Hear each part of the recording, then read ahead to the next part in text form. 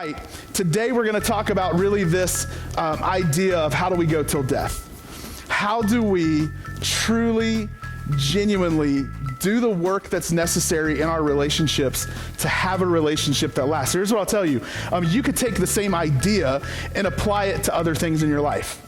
Really, any change you want to see, any great thing in your life, if you want to see it happen, you could take these ideas and apply them to just about anything, and they're going to work for you, okay? So my argument with you today would be this, that your marriage can be great, but there's something you have to do today, okay? And in fact, here's the way I'm going to put it, and you're going to hear this a lot this morning, is that tomorrow will be better if I work on today. Tomorrow will be better if I work on today. So if you want to have a great marriage, it just doesn't happen on accident. There's work you have to do today. Now notice, the emphasis on the phrase here, the word that's really important is this idea of work. See, I think what happens a lot of times is we say, well, I want to have a great marriage, and you just wish it's going to happen. Well, wishing doesn't make it work. Well, you think, well, it's not really great, so I'm just going to complain about it. Complaining isn't work. Well, I'm going to gossip about it. That's not work. I'm just going to strategize about it. Well, that's not work.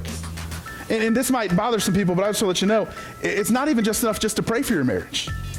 You got to do something with that prayer. God lets you pray. God helps you and does things that you can't do. But a lot of times he's saying, okay, you've prayed about it. I'll do what I can do. You need to do what you can do. Right? Praying about it doesn't get you out of making an apology. Right? Tomorrow will be better if I work on today. First thing is this, if you're going to work on today, you have to pay attention. We have this thing inside of us that where we just tend to zone out. We tend to just, if we've been there before, if we've experienced it before, if we've been around a person before, we just take it for granted. We tend to stop paying attention. We just don't pay attention anymore. And in marriages, this happens all the time where people quit paying attention. But I want you to know we need to be students of our spouses. So here's what that means. That means I need to figure out what makes them tick, what ticks them off, what gets them excited, what makes them sad. What do they need when they're telling me about their day? Do they need me to fix it, which, guys, is not the answer? Or do they just need me to listen, which, guys, that's always the answer.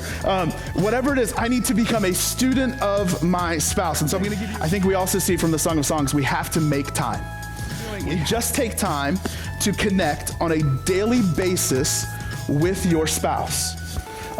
When you don't connect on a daily basis, you cannot be a student of your spouse. You cannot pay attention, and your marriage will start to lose traction. Taking time to get away. The woman in this marriage, she says, man, let's go out to the fields. You ain't spending money to do that, right? She's just saying, let's just go out and be together. There's something about going out and being together that helps you to grow closer to each other. But I'll also give you this last little bit of advice. Man, make time as often as you can to get away together. Tomorrow will be better if I work on today, then we simply need to do it. Do it.